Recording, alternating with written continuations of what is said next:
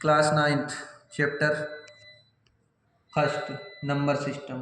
Okay, समझ इधर समझो। Yes sir. तो नंबर सिस्टम में तुम नेचुरल नंबर जानते हो यस सर। क्या होती हैं? नेचुरल नंबर वह नंबर होते हैं जो एक से इन्फिनाइट हो। नेचुरल नंबर इसको n से रिप्रेजेंट करते हैं। Yes sir. ठीक है, 1 2 3 इनफाइनाइट तक, समझ रहे हो? Yes sir. ये नेचुरल नंबर होती हैं। इसके बाद होल नंबर सबसे छोटी नेचुरल नंबर होती है 1। ठीक है, और सबसे बड़ी होती है इन्फिनाइट। हाँ। और होल नंबर क्या होते हैं? होल नंबर बताओ। सब होल नंबर में जीरो भी ऐड हो जाता है। हाँ, आगे होल नंबर में जीरो भी होता है। ऑल नेचुरल नंबर, सभी नेचुरल नंबर होल नंबर होती हैं और जीरो के साथ जीरो भी ऐड हो जाता है। यस। ठीक है, इसको डब्ल्यू से इसको जो है डब्ल्यू से रिप्रेजेंट करते हैं। समझ रहे हो? Yes sir. नहीं समझ रहे हो? सबसे लीस्ट होल नंबर होता है जीरो। सबसे लीस्ट होल नंबर होता है जीरो। ठीक है, there are infinity many whole numbers. Every natural number is whole number. प्रत्येक नेचुरल नंबर होल नंबर होता है। ठीक है, अभी ये क्वेश्चन आएंगे ट्रू एंड फॉल्स के। ठीक है, all whole numbers are not natural number. सभी होल नंबर्स नेचुरल नंबर नहीं हो सकते, क्योंकि नेचुरल नंबर में तो जीरो आता ही नहीं है। समझ रहे हो? Yes.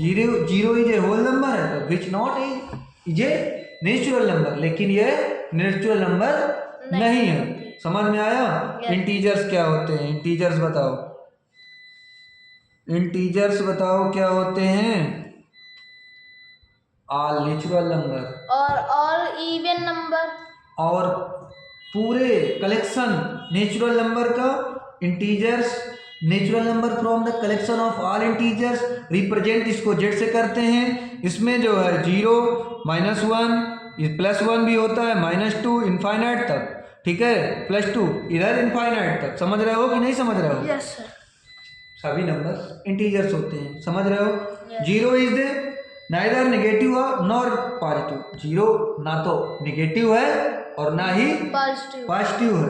There are infinity many integers. Every natural number is an integers. Yes. प्रत्येक नेचुरल नंबर इंटीजर्स है। Every whole number in integers. प्रत्येक होल नंबर इंटीजर्स होता है। ये भी क्वेश्चन आएंगे ट्रू एंड फॉल्स में, तो उसमें ट्रू एंड फॉल्स करना पड़ेगा। समझ रहे हो कि नहीं समझ रहे हो? इसके बाद इवन नंबर तुम जानते ही हो। ठीक है, तो टू से डिजिबल हो जाए। ऑड नंबर जो टू से डिजिबल ना हो, ऑड नंबर होते हैं। और प्राइम नंबर सर क्या होता है? प्राइम नंबर जो सहवाग संख्या जो किसी से डिजिबल ना हो, स्वयं से डिजिबल हो, 1 से डिजिबल हो, वो प्राइम नंबर होता है। समझ रहे हो? इसके बाद अब आओ रेशनल नंबर में। क्या ना है? Rational number. रेशनल नंबर से हमें पता क्या होता है? बताओ। रेशनल नंबर को p/q के रूप में लिखा जा सकता है, रिप्रेजेंट कर सकते हैं। q is not equal 0। ठीक है, the number of the form p/q where p and q are integers होना चाहिए और q is not equal 0। q 0 नहीं होना चाहिए। ठीक है, इसे जो है कहते हैं रेशनल नंबर। ठीक है, ठीक है, समझ रहे हो? इसको कैपिटल Q से डिनोट करते हैं। ठीक है, तो Q is not equal 0। Rational number capital Q से डिनोट करते हैं p/q। Q is not 0। ये सब क्या है? Rational number. जैसे 1/4, 3/2, 3/2। ये बताओ जीरो रेशनल नंबर है कि नहीं है? नहीं है रेशनल नंबर। जीरो के अपान में कुछ नहीं है, तो इसको इस तरह लिख सकते हो ना, तो रेशनल नंबर है। ठीक है, 1 रेशनल नंबर है कि नहीं है? बताओ। नहीं है। 1 भी रेशनल नंबर है भाई। 1/1 कर सकते हो, कुछ नहीं है। कर सकते हो कि नहीं कर सकते हो? p/q के रूप में लिख सकते हो इसको, इस तरह की नहीं लिख सकते? बताओ बताओ। 22 रेशनल नंबर है कि नहीं है? है सर। है ना? ठीक है, अगर रूट लग जाएगा तो नहीं होगा। अगर ये 31/1 है तो ये भी रेशनल नंबर है। ठीक है, समझ रहे हो? यस। इसको जिसको p/q के रूप में लिखा जा सके वो रेशनल नंबर होता है। समझ रहे हो कि नहीं समझ रहे हो? समझ रहा है। इक्विवेलेंट रेशनल नंबर क्या होते हैं? जिनकी जो है रेशनल नंबर यूनिक रिप्रेजेंटेशन जो है फ्रॉम पी बाई क्यू के रूप में इक्वल वैल्यू हो। देखना जैसे 1/2 है, यहाँ 2/4 है, और ये इसके इक्वल है, ये इसके इक्वल है, यहाँ 3/6 है, सभी यहाँ 4/8 है, तो सभी ये 1/2 की इक्वल है। ये इक्विवेलेंट मतलब रेशनल नंबर है। इसको जब काटोगे तो यहाँ 2 से काटोगे तो 1 आएगा, यहाँ 2 आएगा तो 1/2 भी वही हो जाएगा, यहाँ 3 से काटोगे यहाँ 2 आ जाएगा तो 1/2। ये सब इक्विवेलेंट रेशनल नंबर है। समझ रहे हो? इक्विवेलेंट रेशनल नंबर मतलब क्या होता है? मतलब कि सभी रेशनल नंबर बराबर हों, इनको काटने पर बाद में हल सॉल्व करने पर, जैसे 1/2 इसका आता है, इसको अब किसी से तो काट नहीं सकते, इसको काट सकते हो, 2 से काट सकते हो, इसको 2 से काट सकते हो, तो इक्वल में इसके है कि नहीं है? Yes, sir. अब इसको भी काट सकते हो, 3 1 जा 3, 3 2 जा 1/2 इसके इक्वल आ गया। इसको भी 4 से जब काटोगे तो 1/2, सभी इक्वल है ना, रेशनल नंबर है और सभी इक्वल है। समझ में आया कि नहीं समझ में? यस सर, आ गया। आ गया। इसके बाद आएगा तुम्हारा इरेशनल नंबर। क्या आएगा? Irrational number. इसके बाद आएगा तुम्हारा इरेशनल नंबर। क्या है? जिसको इरेशनल नंबर समझो,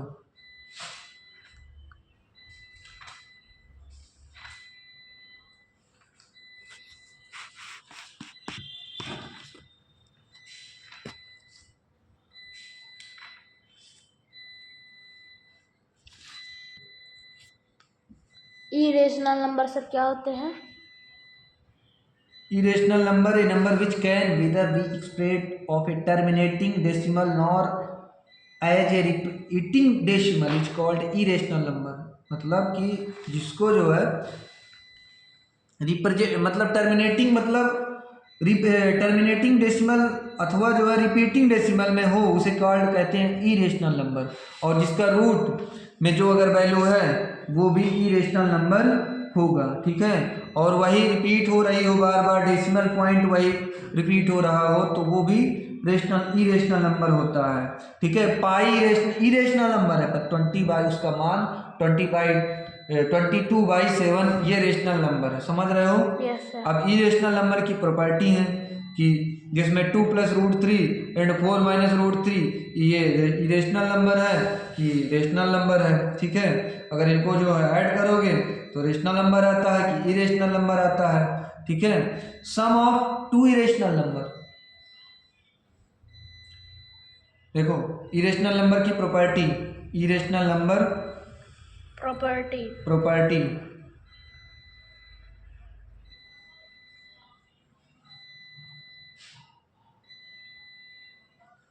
प्रॉपर्टी इरेशनल नंबर की। ठीक है, उसमें जैसे sum of 2 irrational need not be an irrational. अगर तू 2 इरेशनल नंबर को ऐड करते हो तो एक इरेशनल नंबर नहीं होगा।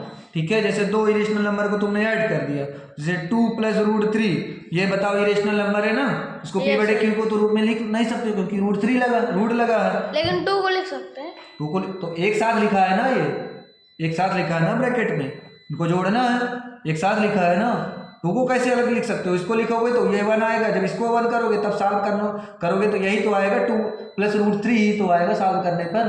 उसमें √3 लगा है, जिसको सॉल्व करने पर भी p/q के रूप में लिखा जा सके अगर, तो वो होता है रेशनल नंबर। अगर सॉल्व करने पर नहीं लिखा जा सकता है तो नहीं होगा। अगर √3 की जगह यहाँ √9 होता तो हो जाता, तो √9 का जो है रूट हट जाता, तो इसमें 3 आ जाता, 3 × 5 हो जाता, 5 में अपान 1 कर सकते हो तो रेशनल नंबर हो जाता। तो इसीलिए इरेशनल नंबर है। कोई दूसरा इरेशनल नंबर जैसे लोगे जैसे इरेशनल नंबर 4 - √3, इसको लिया तुमने, दूसरा, अब इनको जोड़ोगे तो जरूरी नहीं है कि इरेशनल नंबर ही आए, रेशनल नंबर आ सकता है। इनको जोड़ोगे जैसे 2 + √3 + 4 - √3, तो ये माइनस से माइनस खत्म, ये प्लस है, ये इधर माइनस है, खत्म। 4 में 2 ऐड कर दोगे तो 6।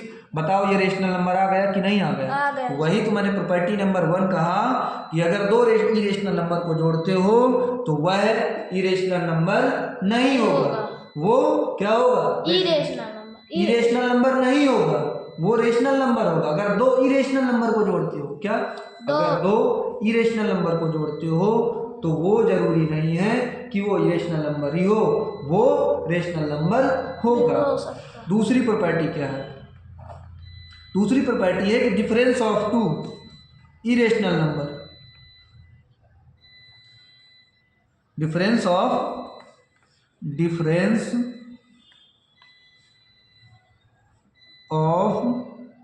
To two rational irrational number need not be an irrational number। अगर अंतर भी करते हो तब भी तुम्हारा इरेशनल नंबर नहीं होगा। आवश्यक नहीं है कि वो इरेशनल नंबर ही हो, ठीक है, वो नहीं होगा। अगर दो इरेशनल नंबर को ऐड करते, कोई भी दो इरेशनल नंबर जैसे लिया तुमने, ठीक है, 5 प्लस रूट 2 लिया, और दूसरा लिया जैसे कुछ भी ले लो 3 प्लस रूट 2 ले लो, जो भी लेना हो 7 कर दो, कर दीजिए 7 कर दिया। अब इनका डिफरेंस करना है। डिफरेंस मतलब इनका मतलब अलग अलग है। अंतर हाँ। घटाना है। 5 प्लस रूट 2, ठीक है, माइनस 7, इसमें अंतर करोगे, इसमें ब्रैकेट ये है तो माइनस का ये भी माइनस का हो जाएगा, ठीक है, समझ रहे हो। अब इसमें देखो रूट 2, ये माइनस की वैल्यू है, ये खत्म हो जाएगी, ये खत्म हो जाएगी प्लस की वैल्यू से। 5 में से 7 जाएगा तो माइनस का 2 बचेगा, ठीक है, इसको 1 लिख सकते हो। तो ये रेशनल नंबर ना आ गया? बताओ रेशनल नंबर आ गया कि नहीं आ गया? आ गया। अगर product of two irrational need not be irrational, अगर मल्टीप्लिकेशन दो इरेशनल नंबर का करते हो तब भी इरेशनल नंबर नहीं आएगा। अगर मल्टीप्लिकेशन दो कोई भी इरेशनल नंबर बताओ। इरेशनल नंबर हाँ 2 प्लस रूट 3। अरे मल्टीप्लिकेशन कोई इरेशनल नंबर है, 5 है, रूट 5 है, और इसका मल्टीप्लिकेशन रूट जो है क्या ले लो, 5 ले लो, दो इरेशनल नंबर, इनका मल्टीप्लिकेशन करोगे जब, ठीक है, कोई भी इसका इरेशनल नंबर ये 5 है, इसी के साथ अगर इसका मल्टीप्लिकेशन करोगे तब भी वो क्या आएगा, तो 5 ही तो आ जाएगा ये, ठीक है, 5 आ जाएगा। तो ये क्या है, which is rational number, which is rational number. समझ में आया कि नहीं आया बताओ? अगर चौथी प्रॉपर्टी ये है कि quotient of two irrational number का अगर डिवाइड कराओगे तब भी वो इरेशनल नंबर नहीं आएगा। जैसे चौथी प्रॉपर्टी ये है कि 2√3 में कोई भी इरेशनल नंबर से डिवाइड कराया तो 2 आ जाएगा, 2 1 कर सकते हो तो रेशनल नंबर होगा। ये क्या है, रेशनल नंबर, डिवाइड कराने पर भी। समझ में आया कि नहीं आया बताओ? समझ रहे हो? इस फार्मूला होता है कि इरेशनल नंबर अगर सम ऑफ करना है, जैसे इरेशनल नंबर प्राप्त करना है दो के बीच में, जैसे दो के बीच में रेशनल नंबर प्राप्त करना है ए एंड बी के बीच में, इंपॉर्टेंट है ये,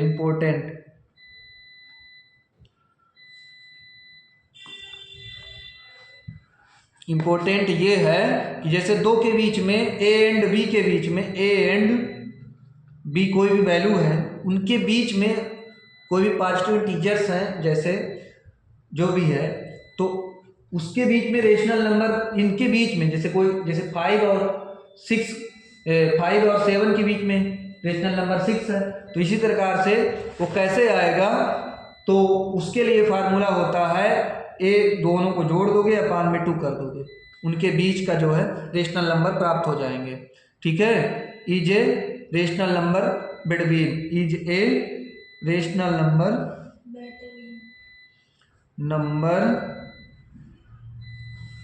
line between A and B के बीच में। और जैसे इरेशनल नंबर प्राप्त करना है तो उसके लिए ये होता है, इरेशनल नंबर के लिए रूट ए बी कर देते हैं, रूट लगा के इनका मल्टीप्लिकेशन करा देते हैं, रूट लगा के, तो दो के बीच में, ए और बी के बीच में जो है इज एन इरेशनल नंबर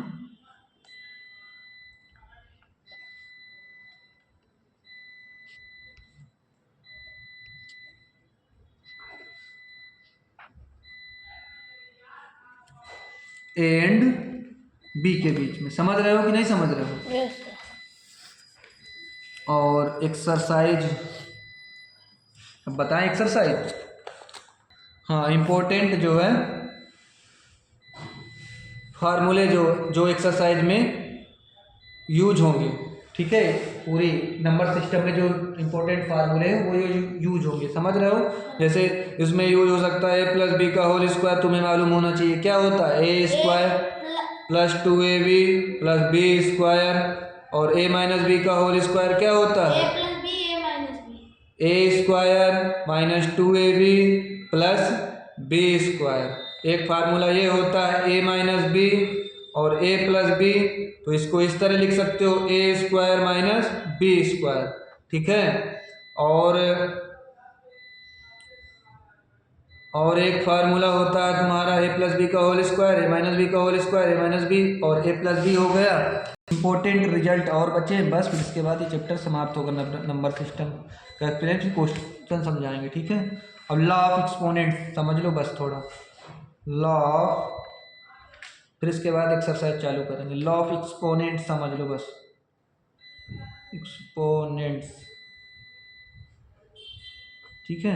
इतनी सब चीज़ें जब समझ में आएंगी तो पूरा चैप्टर का निचोड़ है, ये पूरा चैप्टर समझ में आएगा। जैसे लॉ ऑफ एक्सपोनेंट में a के पावर n कोई भी बेस इक्वल है, पावर अलग अलग है, तो मल्टीप्लिकेशन में पावर क्या हो जाती है, ऐड हो जाती है। मल्टीप्लिकेशन में पावर क्या हो जाती है, ऐड हो जाती है। बेस a है इसका भी है, ठीक है।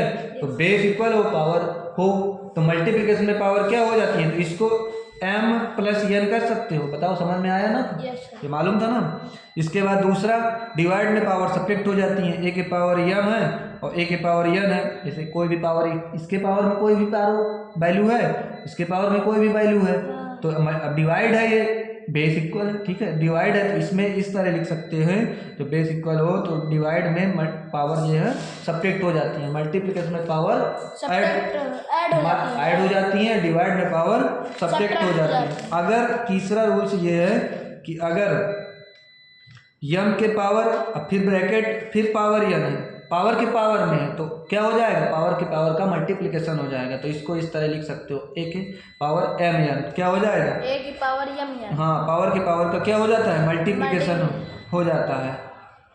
इसके बाद चौथा रूल्स है कि जैसे अलग अलग बेस इक्वल नहीं है, पावर सेम है, पावर इसमें जैसे a के पावर 2 है, मल्टीप्लिकेशन यहाँ 4 है, जैसे सपोज डेट यहाँ b है, अलग है वैल्यू, उसकी पावर 2 है, पावर अगर सेम है तो इसको इस तरह लिख सकते हो, इसका मल्टीप्लिकेशन हो जाएगा, पावर में हो जाएगा केवल m, ठीक है। पावर सेम है ना, इनका मल्टीप्लिकेशन है तो पावर सेम हो जाएंगी, तो ये रूल्स लग जाएगा। समझ रहे हो कि नहीं समझ रहे हो? अब जैसे ये वैल्यू अलग अलग है, a और b, पावर सेम है, इसको अलग अलग करके लिख सकते हो, तो a के पावर में भी m है और मल्टीप्लिकेशन b के पावर में भी m है। समझ में आया कि नहीं?